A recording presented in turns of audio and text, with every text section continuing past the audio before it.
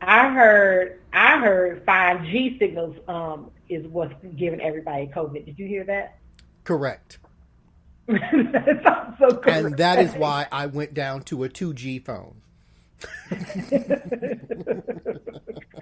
You got your old Nokia out to I open some. pulled out my first BlackBerry is what I did. My very first one. So you don't get the COVID. No. Let me stop. And so I say all of that because these are things that I've heard. I'm sure some of you all have encountered other crazy things. But part of this is really about getting actual information out there. Right. Um, and if living in the 2010s has taught me nothing, it's taught me that there is an extreme deficit in critical thinking in at least these United States that I live in. No, the world. Okay. Um, It's everywhere. it's It's just in everywhere. different it's just in different languages, so you may not understand it. But trust me, it's there. it's, And I'm very it's there. disturbed by it because that level of ignorance is what puts us all at risk, right? Amen. And so here's the connection that I have. Last previous 10 days news cycle, all of the conversation was around COVID-19 and health disparities, and Black folks are dying at significantly higher rates than white folks are, and then areas that are heavily populated with large Black populations are where we're seeing all of these spikes with it, et cetera, right? And so then over the weekend, no, I think it was late last week, actually, Thursday of last week, we started seeing folks protesting stay-at-home orders. That's right. And I think the first one, or at least the one that I know about, happened in Lansing, Michigan. Mm-hmm.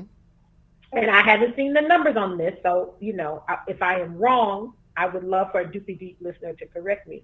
But all of the information that I saw and all of the photos that I saw, the crowd seemed to be predominantly white.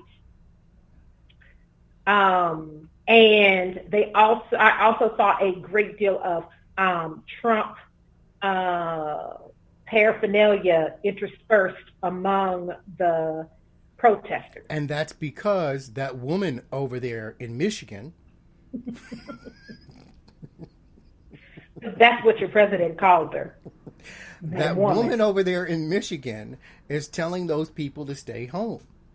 And it's And they unacceptable. said no No, more. it's unacceptable. It's against And my it's civil liberties. exactly um, Eastside, Jasmine. That's Dr. Burton on the line. That's Eastside. If they happen in Colorado, Kentucky, Texas, I believe Maryland. Am I wrong about that? I'm trying to remember. Pennsylvania. There were several that have. Wasn't one in Virginia? Okay, maybe it's Virginia, not Yeah, Maryland, I think. where people are really genuinely outraged about being asked to stay at home. No, about To, being told oh, I'm to sorry, stay at about home. being told. You're Yes, exactly right. About told. being told to stay at home in order to flatten the curve and reduce the spread of risk. That's right. And the way my understanding of racism in the United States is set up is that there is a direct correlation between point A and point B. Nope. You tell me why it ain't nothing Because but you're a. assuming that I'm considering you blacks in this conversation, and I'm not. I just don't want people telling me what to do. I don't care what you blacks are doing. You live, you die. That's your business. Well, it seems interesting to me as a black, um, as a black, that 2 weeks ago, when you didn't know that me and my other blacks were dying at disparate rates, I and was staying contract, inside. Yes, but you exactly. were at I home. was It seems to me like inside. you was real Oh, comfortable yes. Yes, I staying was. at Yes, I home. was. Because I had my toilet tissue. I got my yeast, my baker's yeast. Your I was making Lysol, your bread, wife. cleaning my booty. My bleach was on fleek. Yeah, but now my stuff is running out. So, therefore, mm-hmm. my argument is white people's racism is going to get us all killed. That is my thesis right there. You know, What's your counter thesis? I don't really have a counter thesis, and I don't. It's not that I don't hear and or agree with what you're saying, right? I think the thing for me is that even that statement that you've made is nothing new for me. Correct. So I have a neighbor who said something to me that's kind of interesting. He said that people are so upset about not having to go outside, and, you know, they're running around talking about, oh, I don't have a job, and, you know, this and that's happening, and da-da-da-da-da. And he said, you know, they don't understand. I grew up in Brownsville. I grew up without hope. So this is nothing new for me. The only difference is people who had hope yesterday ain't got it today. They ain't got hope. They're filled with uncertainty. And so now everybody is living the way a poor black man in Brownsville used to live. And he started laughing. And I really was like, one, thank you for staying 6 feet away as you say this to me. That's number one. Because 6 feet is how we got to be in these COVID streets. But two, let me go upstairs and sit down and listen to what you're saying and try to think about that. Because even my experience as a black man isn't like that. I always had hope. I went to private school, like educated, da-da-da-da. That was not my experience. So to hear him frame that in a way of, there are people who live in America, who have been living in America, whose emotional, economic, social experience has always been this social isolation, is a powerful statement that I think we all need to hear. Because even as we sit up on this podcast and have this conversation, we have this conversation from a perspective of privilege. I literally just got a food delivery. I'm sitting up here and like, Nordstrom is having a sale. Let me get myself some derbies. You know what I'm saying? Like, I'm trying to look cute and ain't got no place to go, but I'm going to be cute in my house. To think that there are people that's not even those concepts I'm saying, the words coming out of my mouth, they would look at me like, I'm just trying to get a bottle of water. I'm just trying to find a place to use the bathroom that isn't the street. Really should cause a pause for all of us.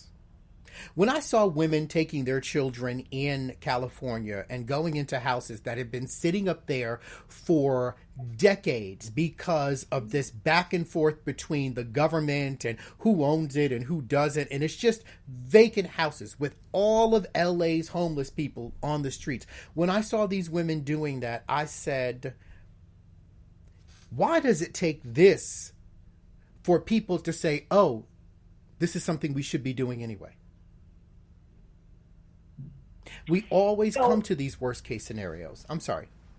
No, I appreciate everything that you're saying. I think it's all very accurate and sobering. I always make sure that I acknowledge the privilege that I do have, because while I recognize the everyday impact of racism, structural, systemic, individual, cultural, on me as a Black woman, I also know that I have been able to navigate the system, that's right. the capitalist class system enough to afford me some leverage in the context of all right. of that. Right. I am never going to ever be dismissive of that truth, or be or demonstrate any level of ungratitude, ungratefulness for that. I made up a new word, ungratitude. Ungratefulness for that. Hashtag ungratitude. Doopy doo. Don't make it hashtag. Ungratefulness. I'm very, very clear about right. that for me. And what I hear you saying actually is just about the real depth and pervasiveness of white privilege. Because I think that is what what is actually happening is that the veneer of privilege has dropped, the bottom has literally dropped out for so many white folks overnight because of this. Right. And they don't have any other recourse, framework, resource, whatever, in order to even move forward. Right. How to manage it, how to make sense of it. And so the reaction is to fight back against this change and try to double down and reassert the status quo, which is to make space for me and what I want to be comfortable, regardless of the needs of anyone else. Instead of speaking to maybe that one black friend you have down there at the quarry and saying to him or her, how you been living like this your whole life? because that's the conversation. How you make it through? How you get up day to day and come to the quarry and deal with all this foolishness? This shit is hard, man. Like, how about that be a part of the conversation? Yes. Right.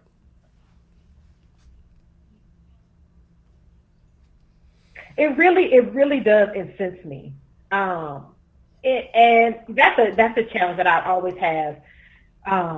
Even with all of my understanding about racism and recognizing that its playbook is really shallow but very, very perfected. I still get like, when y'all came up with that racism, y'all did that. Like it is so precise and self-sustaining, and so the anti-racism work, it's all-encompassing, right? All-encompassing. And to say that is to also say this, and I think this is the thing, whenever people start talking about racism and talking about, oh, we shall overcome, which I love that song too, but I also understand this. It is codified in the Constitution of the United States. It is the foundation upon which this country was founded. It is not something that you will ever get rid of.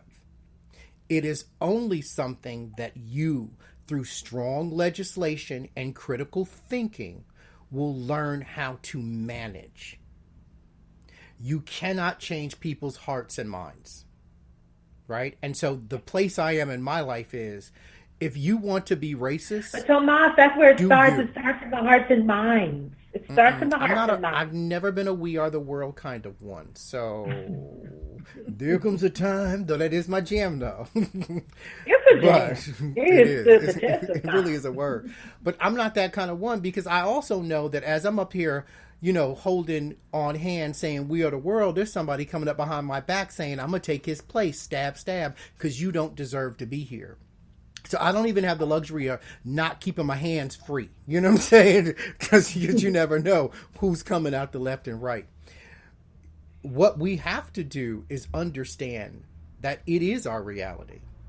And understand that because it is our reality, we have to make sure that we are providing equitable solutions to people who are systemically disenfranchised. That's the real work for me. Yeah. So I do two things. I agree with you on the last part. So let me say it this way. I live, my consciousness happens on at least two levels. One is what you're talking about. And I think that is about the practical, tangible, material, accessible change that we can work towards and ask for now, right? That's the real dig into the dirt anti-racist work that needs to be happening and has to happen. But I also like to live in a little bit of a space of fantastic optimism. And by that I mean, and I have gotten this directly from reading # fantastic optimism.